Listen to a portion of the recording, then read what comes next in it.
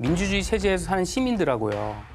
민주주의 체제가 아닌 곳에 사는 시민들의 수명이 민주주의에서 사는 시민들의 수명이 한 11년이나 길고 유아 사망률은 한 62.5%가 훨씬 적다. 뭔가 삶에 위험이 있어라는 걸 지각하는 순간 우리 뇌는 전쟁 모드로 바뀝니다. 생존하기 위해서. 우리 몸도 그렇게 하지만 생각도 바뀝니다.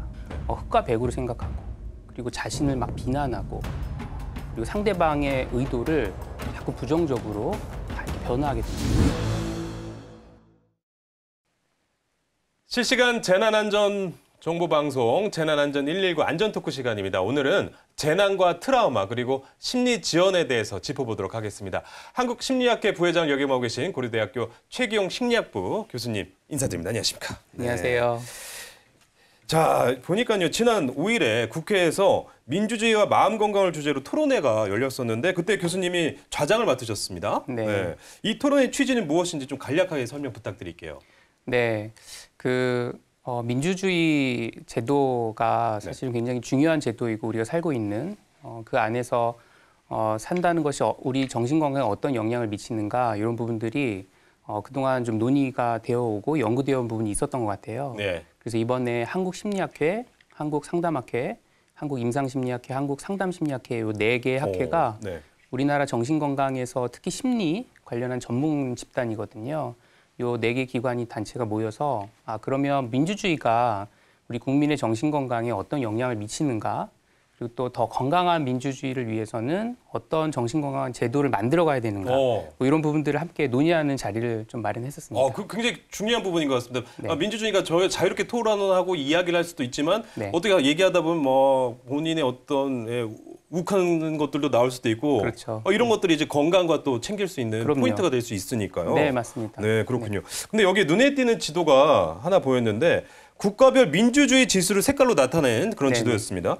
전 세계 인구의 불과 8% 정도만 완전한 민주주의에 산다고 하더라고요. 네. 나머지는 훼손된 민주주의나 권위주의 체제에 사는 사람들 이런 분들 그러면은 마음 건강은 어떻습니까? 네.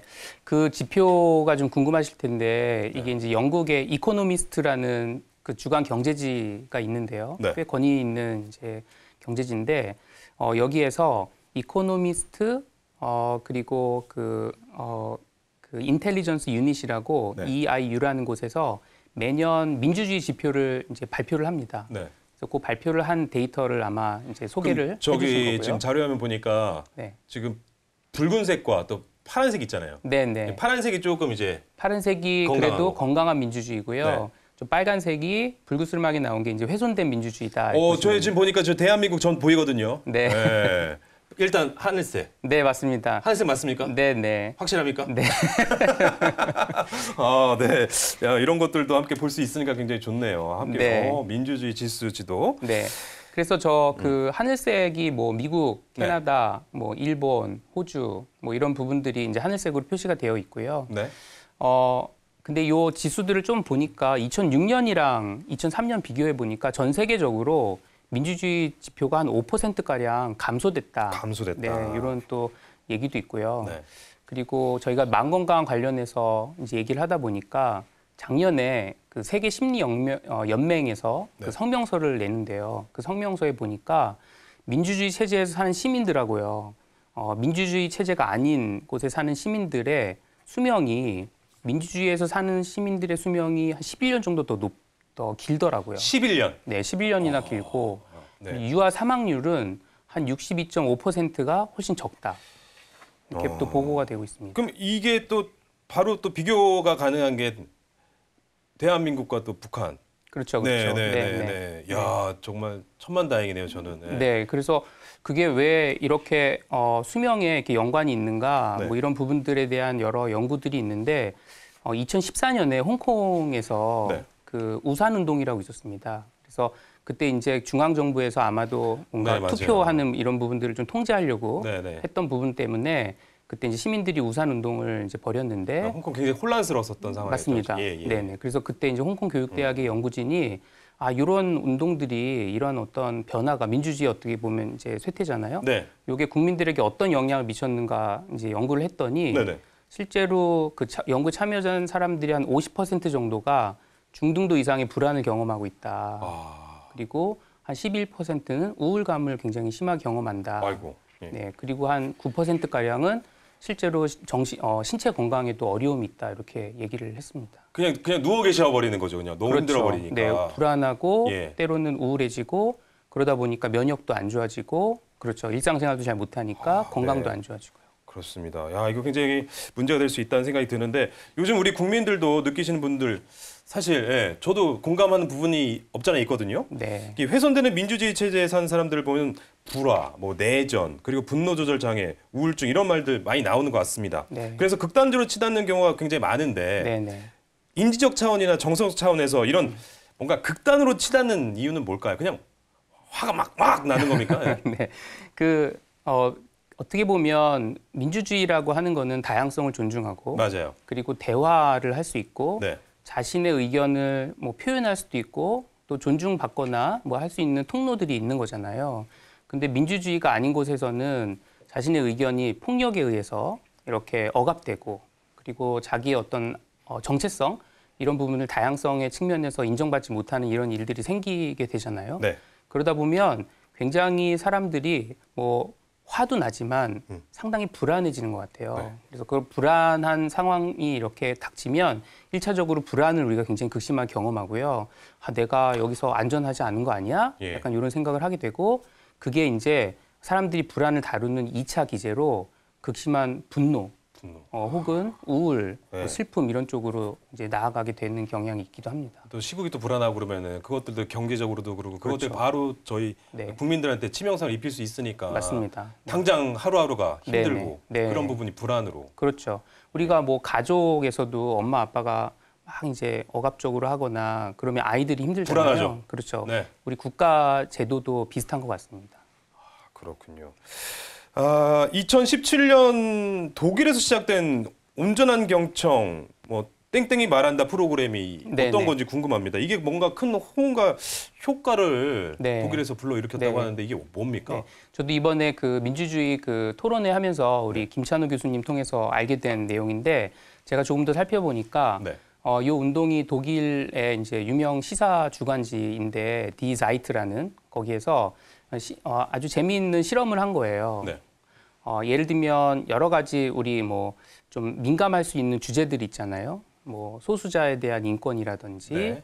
그다음에 뭐 정치적인 어떤 이슈라든지 네. 이런 부분에 있어서 뭔가 반대되는 사람들을 이분들이 이제 모집을 했어요. 그래요? 네. 네. 그래서 이제 반대 의견을 가진 사람들을 이분들에게 간단한 그 교육만 했습니다. 상대방이 말할 땐 끊지 말고 뭐 이런 부분들. 야, 그거 쉽지 않을 텐데요. 네. 그래서 그런 몇 가지 규칙만 알려주고 예. 대신에 이 사람을 집단으로 만나게 하지 않고 뭐 카페나 이런 데서 1대1로 이렇게 만나서 대화를 하도록 했습니다. 근데 굉장히 놀라운 거는 처음에 한 1만여 명 정도가 신청을 했다고 하고요. 네. 그래서 만나서 얘기를 해보면서 느낀 거는 네. 한 절반 정도가 상대방의 의견의 몇 가지는 그럴만하다. 수용을 하나요? 예, 수용을 하는 오. 뭐 다를 수용하지는 않지만 네. 한 몇 가지는 수용한다. 그리고 더 중요한 건 만나기 전에는 이 사람이 약간 괴물 막 머리에 뿔 달린 사람, 그치. 무슨 성격 파탄자 네. 이렇게 생각을 했었는데 막상 만나고 보니 그냥 나랑 비슷한 사람, 그리고 굉장히 또 호감이 가는 사람 네. 이런 거를 알면서 상대방에 대한 어떤 분노, 음. 그리고 부정적인 감정들이 많이 해소됐다 그래요. 그래서 네. 이게 바로 우리가 지금 뭐 여러 이제 그 양극화의 사회로 가는 네. 그리고 분노가 굉장히 점점 축적되는 이런 사회를 살고 있는데 이게 경청, 대화가 굉장히 중요하구나. 그래서요, 이게 독일이 말하다라고 시작을 했는데 여기 유럽이 말하다, 뭐 미국이 말하다, 뭐 세계가 말하다 이런 식으로 점점점 확산되어 가고 있다. 뭐 이런 추세인 것 같습니다. 그러니까 이게 사실 뭐 군중 심리도 있을 것이고 네네. 뭐라 카더라 네, 그렇죠. 그런 것들과 그리고 반대를 위한 반대 네네. 그냥 무조건 싫어 네. 이러다가 이제 이 사람이 정말 다 나쁜 사람들은 없잖아요. 이런 그렇죠. 것들을 알아가는 그런 네. 과정들을 보여준 것 같다는 생각이 듭니다. 네, 맞습니다. 그리고 편견. 그러니까 우리가 이제 편견을 갖게 되는데 나랑 다른 사람들과 나를 구분짓고 나랑 같은 사람들과 이렇게 뭔가 무리를 지으면서 안전을 찾아가려고 하거든요, 사람들이. 그래서 편견을 막 갖게 되는데 네. 그 편견 중에 잘못된 정보로 그 사람들을 배제하는 경우가 있어요. 네네네. 그래서 그런 부분들을 우리가 조금만 대화를 통해서 이해하게 된다면 우리 네. 사회가 훨씬 더 비폭력적이고 네네. 이렇게 포용적인 사회가 되지 않을까. 네. 네. 여기 말씀하신 순간 저도 약간 컨텐츠가 살짝 나온 게 네. 충현이가 말하다. 이거 전국 방방곡곡으로. 좋은 것 같습니다. 네네. 저도 가서 네네. 네, 저도 홍보해드리고 할게요. 네, 좋습니다. 야, 또 지난 시간에 우리 교수님 말씀하신 것 중에 갑작스럽고 극심한 스트레스 사건 이후 네. 개인의 정서적 회복을 돕기 위한 가이드, 뭐 말하고 듣고 연결하기 이게 네. 굉장히 그 정신건강 대처법으로 너무나도 유익하다는 얘기를 반응들이 많았습니다. 그래서 오늘 이걸 좀 다시 다루고자 합니다. 네. 그래서 우선 앞서 영상 함께 보도록 하겠습니다. 이 자료는 말하고 듣고 연결하기의 주제들 중 다음의 4가지를 다룹니다. 극심한 스트레스에 대한 일반적인 반응, 말하기, 들어주기와 지지하기, 도움이 되는 대처입니다. 극심한 스트레스를 경험하면 자신, 타인, 세상에 대한 생각이 변화할 수 있습니다. 또한 강렬하고 혼란스러운 감정을 경험할 수 있습니다. 이러한 반응은 정상적이고 흔하며 극심한 스트레스 사건 후 회복하는 과정의 일부로서 무섭거나 압도적인 상황을 이해하고자 노력하고 있다는 신호이기도 합니다. 극심한 스트레스에 대한 일반적인 반응으로 분노, 두려움, 절망감 등을 경험할 수 있습니다. 여러분이 이런 반응을 보인 적이 있나요? 여러분이 경험한 일에 대해 어떤 감정이 드나요? 그 외에 사건에 대한 속상한 기억이 떠오르거나 꿈을 꾸게 될 수 있고 왜 그 일이 일어났을까와 같은 생각들을 하게 될 수 있습니다. 이런 생각과 감정은 정상적이며 일어난 일에 대해 이해하고 적응하려고 애쓰고 있다는 것을 의미합니다. 네, 보시니까 이게 뭔가 극심한 스트레스에 대한 일반적인 반응, 영상에 나온 뭐 현상들은 누구나 드는 생각, 그런 감정들 다들 공감할 수 있는 그런 것 같은데 이게 다 정상적이고 뭔가 적응하려고 애쓴다는 그런 의미인가요? 네, 맞습니다. 우리가 재난을 경험하거나 네. 어떤 사고를 경험하거나 그러면 우리가 몸이 이렇게 거기에 적응해야 되잖아요. 그렇죠. 네, 그래서 저는 이걸 전쟁 모드라는 말을 써요. 마치 제가 이제 우리 내담자를 상담할 때 쓰는 말인데 네. 전쟁이 났을 때 거기에 우리가 생존을 해야 되잖아요. 네. 그러면 생존하기 위해서는 우리 몸이랑 마음이 전쟁 모드로 바뀝니다. 생존하기 위해서. 예. 그러면 전쟁이 났으니까 내가 어떻게 해야 됩니까? 싸우거나 혹은 도망을 가거나 이래야 되잖아요. 네. 그러려면 우리의 큰 근육들이 굉장히 많은 에너지가 필요하고요. 네. 대신에 그 에너지가 어디서 오냐면 뭐 소화기관에서 거기는 이제 일을 안 하고요. 우리가 뇌 이런 데도 일을 안 하게 되는 거예요. 네. 그래서 피가 다 그쪽으로 몰리다 보니까 심장이 엄청 빨리 뛰게 되고 그러니까 심장이 막 빨리 뛰니까 이 피들이 다 이제 대근육 쪽으로 가니까 근육은 굉장히 꽉 이렇게 뭉치는 거죠. 긴장이 그 되고요. 뒷목. 네, 예. 네, 네. 거기가 이제 큰 근육 중에 하나니까. 네. 그리고 소화가 안 돼요. 왜냐면 여기 피가 다 빠져나가니까. 잠깐 지금 말씀하신 게 요즘 제 아내가 그렇거든요. 네, 네. 그러니까 스트레스가 있으면 네. 거기에 적응하려고 그거를 지금 저 아내 전쟁 모드인 건가요, 그러면? 근데 전쟁 모드는 많은 사람들이 일상에서 경험해요. 저도 경험하고요. 네. 약간 홍조도 뛸 때도 있고. 네, 그렇죠. 가끔 이제 스트레스가 이제 화도 조금 예민한 부분들도 네, 네. 그게 이제 뭔가 삶에 위험이 있어라는 걸 지각하는 순간 우리 뇌는 생존하기 위해서 자동으로 바뀌는 겁니다. 그래서 그때 전쟁 모드가 이렇게 발생이 되면 네. 신체적으로도 변화가 되지만 뭐 여러 가지 부정적인 감정들이 우리를 이렇게 이제 신호를 주는 거예요. 그러면서 생각도 우리 몸도 그렇게 하지만 생각도 바뀝니다. 전쟁 상황에 이렇게 맞도록.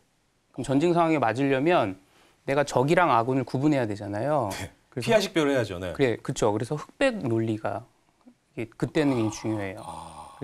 그래서 내가 실패자다, 네. 아니면 내가 그래서 어떻게 성공했다는 거야, 실패했다는 거야, 이런 식으로, 아니면 내가 뭐 가치가 있다는 거야, 아니면은 난 무능하다는 거야, 막 이런 식으로 네. 흑과 백으로 생각하고, 그리고 부정적인 걸 굉장히 많이 생각하고, 네.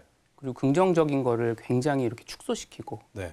그리고 자신을 막 비난하고, 그리고 상대방의 의도를 자꾸 부정적으로 생각을 합니다. 전쟁 상황에서 상대방의 의도가 부정적으로 해야 제가 살아남지. 그렇죠. 그거를 좋은 사람일 거야 했다가 적이면 자기가 이제 당할 수도 위험해지잖아요. 있으니까. 네네. 그래서 그런 식으로 우리가 전쟁 모드가 이렇게 발생되면 우리의 생각, 아까 인지, 뭐 감정 이런 게 변하냐고 물어보셨는데 뭐 인지 체계, 감정 체계, 우리 신체 어떤 감각들 이런 부분들이 다 이렇게 변화하게 됩니다. 근데 그게 생존을 위한 거예요. 지금 이렇게 교수님 말씀해 주시니까 이제 좀 이해가 되는데 이런 것들을 모르고 그냥 네. 내가 왜 이러지 그냥 기분이 너무 오늘 안 좋네 그냥 이렇게 지나가는 분들도 굉장히 많으신 많죠. 거잖아요. 많아요. 굉장히 빠르게 지나 있고요. 우리는 몇천 년 동안, 몇만 년 동안 이런 전쟁 모드를 우리 몸속에서 이렇게 습득했기 때문에 생존을 위해서 네. 이런 일들이 생깁니다. 네, 이렇게 해서 전쟁 모드까지 좀 저희가 알아봤는데 자, 그럼 다음 순서는요. 말하기입니다. 또 영상 함께 보시겠습니다. 고통스러운 생각과 감정에 대해 이야기하는 하나의 올바른 방법은 따로 없습니다. 무엇을 말하고 싶고 어떻게 말하고 싶은지를 생각해 두는 것이 도움이 됩니다. 다음은 생각이나 감정에 대해 이야기할 때 여러분이 해야 할 일과 하지 말아야 할 일의 목록입니다. 겁이 나도 고통스러운 생각과 감정에 대해 이야기하는 것이 필요하며 다른 사람들을 속상하게 하고 싶지 않아서 아무 말도 하지 않는 행동 등은 지양해야 합니다.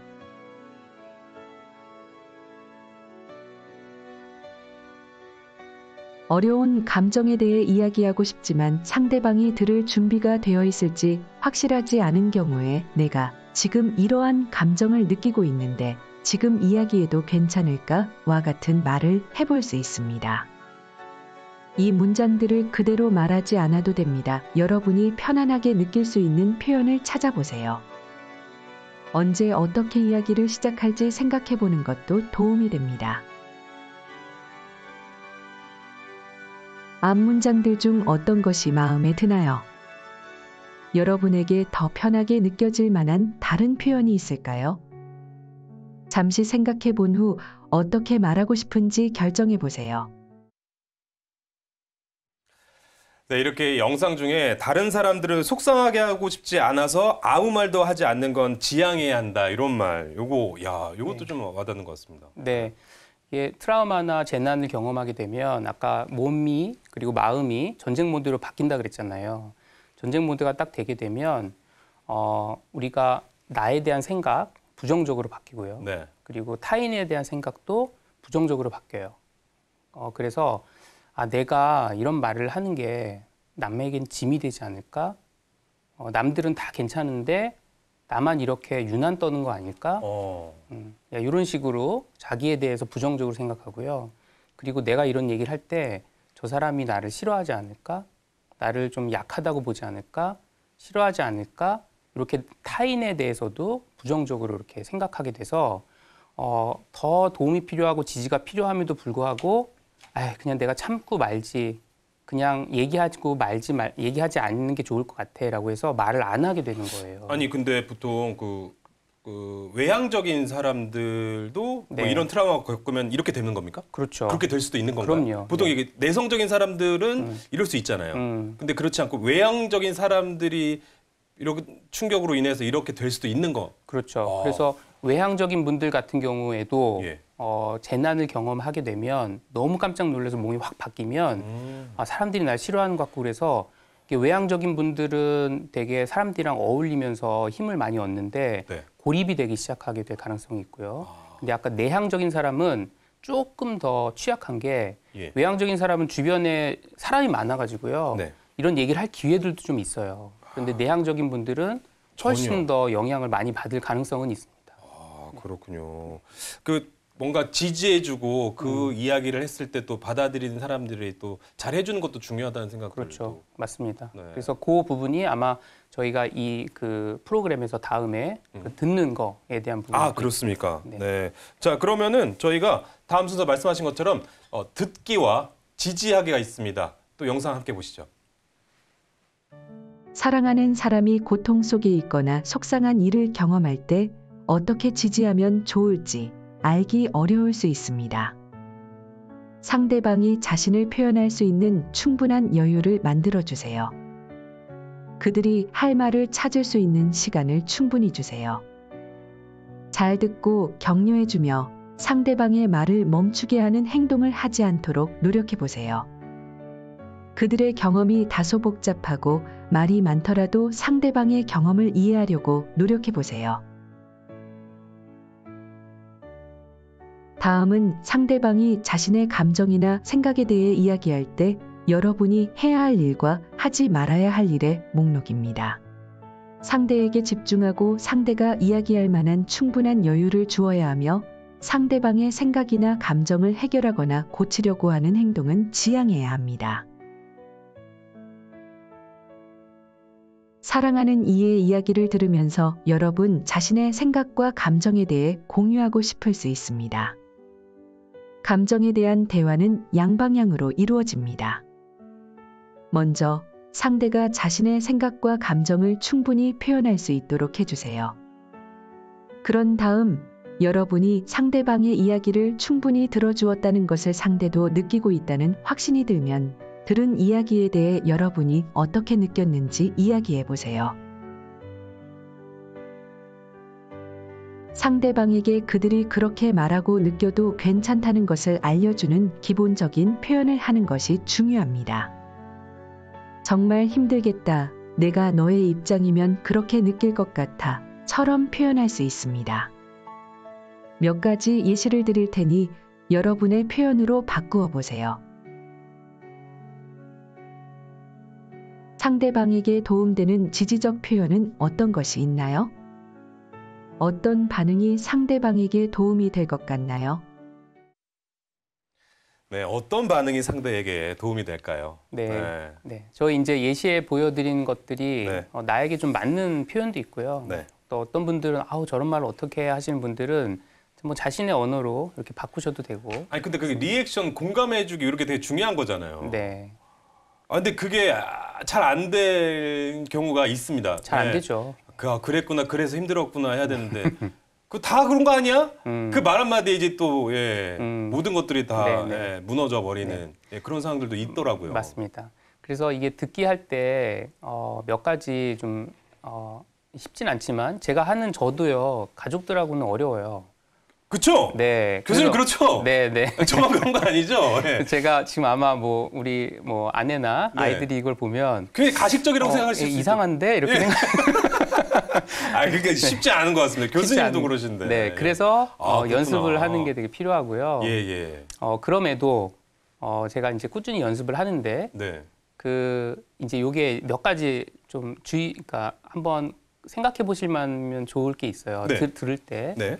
그러니까 그러면 이걸 다 외워서 그때그때 적용하기 쉽지 않잖아요. 네. 근데 원칙이 몇 개 있는데 예를 들면 내가 이 사람보다 우위에 있다라는 생각을 하면 요 듣기가 되게 어려워요. 예를 들면 뭐 상담자들도 그러거든요. 네.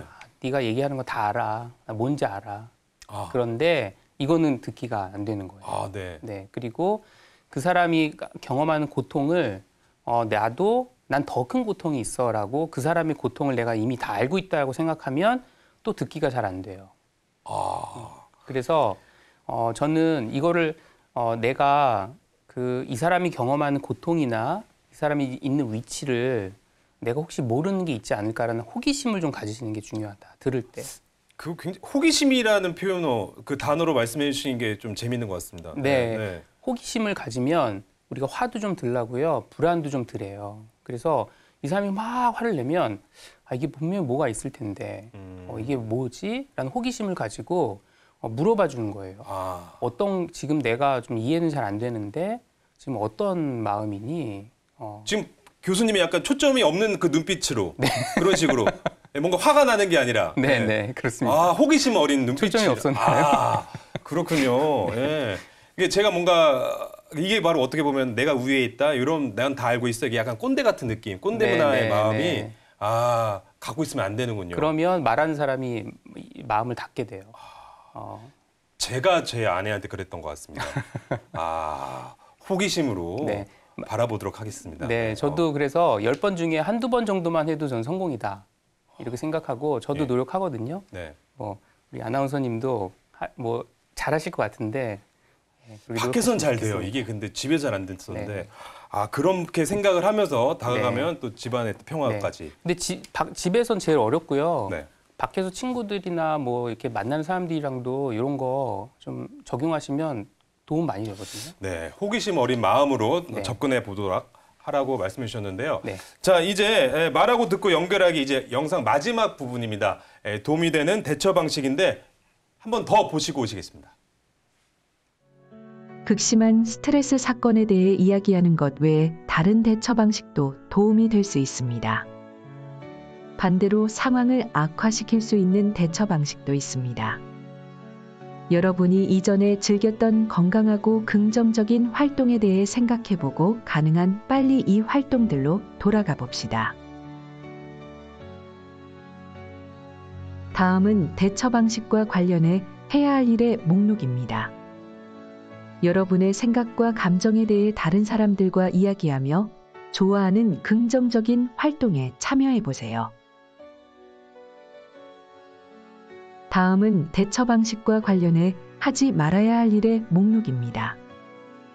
다른 사람들로부터 스스로 위축되거나 고립시키는 것, 이전에 즐기던 관심사나 취미를 중단하는 것 등은 지양하는 것이 좋습니다. 이 대처 방식들 중 어떤 것이 여러분 마음에 드나요? 여러분에게 도움이 될 수 있는 다른 것은 무엇인가요?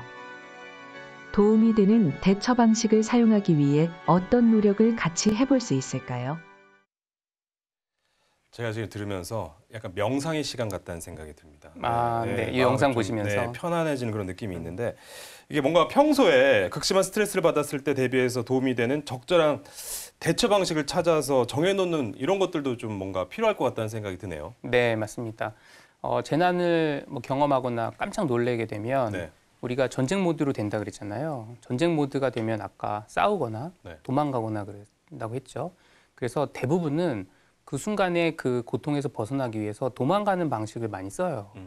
그러니까 고립이 된다거나 사람들을 안 만나려고 한다거나 회피한다거나 네.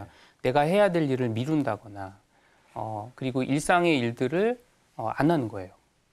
네. 근데 그런 걸 하고 나면 순간적으로는 마음이 좀 편한데 이걸 안 했다는 것 때문에 또 죄책감, 또 무가치감, 그게 스트레스로 오면서 더 큰 악순환을 만들죠. 그래서 이런 이제 스트레스 상황에 특히 재난과 같은 극심한 스트레스가 처해지면 제일 중요한 거는 네. 많이 힘들지만 그래도 일상의 일들을 어렵지만 해 나가는 거를 저희가 많이 이렇게 추천을 드리고요.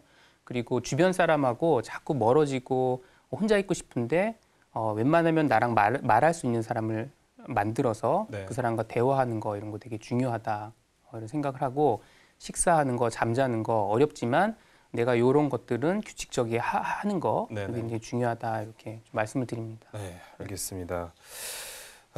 지금까지 또 이렇게 한국심리학회에서 만든 극심한 스트레스 사건 이후 개인의 정서적 회복을 돕기 위한 가이드 말하고 듣고 연결하기 영상 자세히 보셨는데요. 그럼 이걸 이용하는 분들이 어느 정도 효과를 받는지 네. 이것도 궁금합니다. 어떻게 네. 평가가 되고 있나요? 네.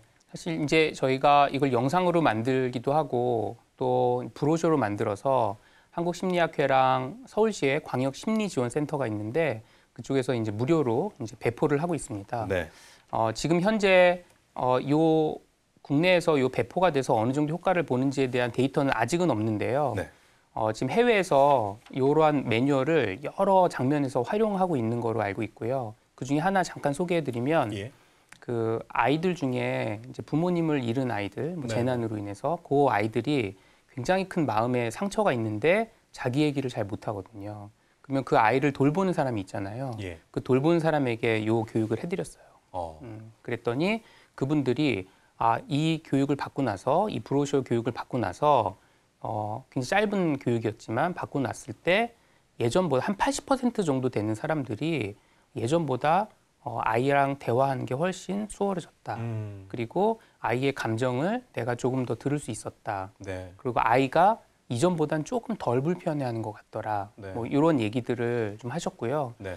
실제 요 매뉴얼을 사용하고 하는 거에도 한 90% 정도 되는 분들이 그렇게 어렵지 않게 사용할 수 있었다. 이런 어떤 결과가 보고되고 있습니다. 그러니까 이렇게 조그만 이야기 들어도 저도 어느 정도 네. 어떻게 해야겠다 생각이 들고 네. 하는데 또 이렇게 좀 교육을 받게 되면 훨씬 더 효과가 있을 것 같다는 생각이 네, 맞습니다. 이게 적극적 홍보가 굉장히 필요할 것 같다는 생각이 드는데요. 네. 이게 이태원 참사 이후 정부가 재난심리지원 담당 인력을 확충하고 있는데 그런데 아직도 이게 전국의 정신건강복지센터마다 재난심리지원 담당 인력이 부족하고 상당수는 이게 비전문 인력으로 맡고 있다는데 이게 인력 확충에 또 어떤 어려움이 있는지 네. 그 향후 해결 방안이 어떤 게 있을까요? 네.